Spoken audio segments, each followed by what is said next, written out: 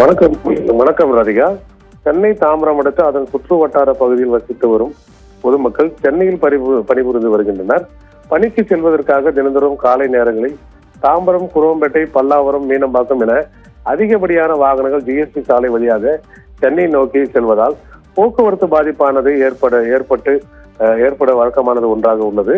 இந்த நிலையில் பல்லாவரம், குரோம்பேட்டை ஜிஎஸ்டி சாலையோரம் இருக்கக்கூடிய ஆக்கிரமிப்புகளால் தினந்தோறும் குரோம்பேட்டையிலிருந்து பல்லாவரம் ஜிஎஸ்டி சாலையை கடப்பதற்கு 30 நிமிடத்திற்கு மேலாவதால் கடும் போக்குவரத்து பாதிப்பில் சிக்கி தவிக்கும் ஒரு சூழ்நிலை ஏற்பட்டுள்ளது.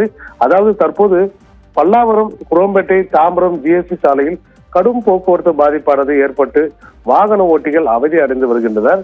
மேலும் பல்லாவரம் ஜிஎஸ்டி சாலையில் காலை நேரங்களில் கூடுதலாக போக்குவரத்து போலீசார் போடப்பட்டு போக்குவரத்தை சீர் செய்ய வேண்டும் என வாகன ஓட்டிகள் கோரிக்கை வைத்துள்ளனர்.